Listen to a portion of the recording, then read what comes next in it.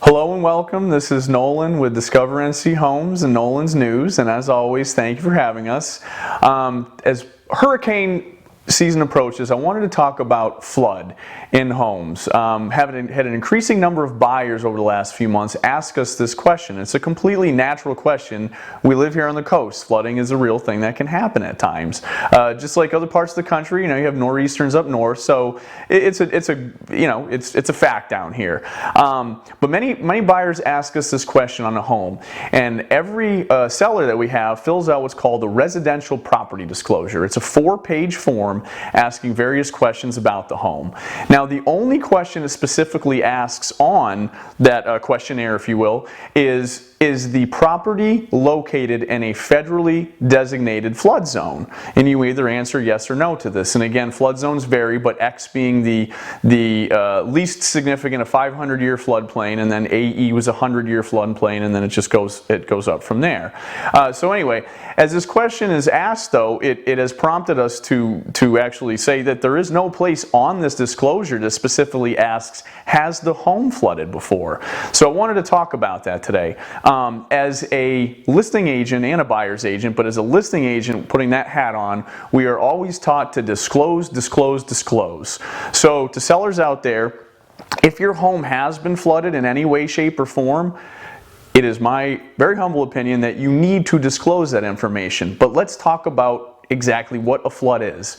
After heavy rains, if water pools up on your property and dissipates within 24 hours or even 48 hours, that's not flooding.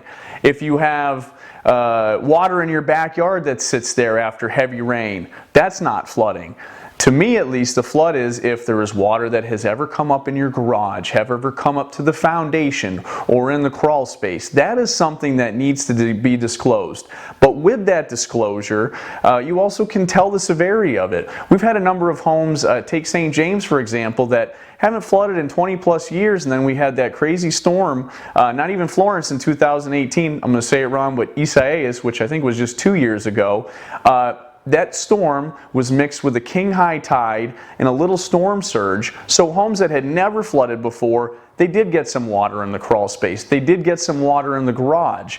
But when the tide went back out, that water went back out. So yes, you disclose that, but you disclose that in that manner, that we've never seen water before or since. It stayed here for a few hours, went back out with the tide. So you just described the severity of it. Should you notate that? 100%. You never want to put yourself at risk to be sued for anything. You need to let the buyer know that. But the way you disclose it is very important. You really need to just, ultimately tell the truth, but it's not nearly as severe as I think as what we tend to wrap our heads around flooding and what flooding is. So anyway, best practice is to always ask your broker, disclose that this has happened, but disclose in the manner that it's happened, because again, we live on the coast. These things happen. But they don't happen that often, and when they do, it's really not as severe as I think we think. So you can kind of put a buyer at ease with that description.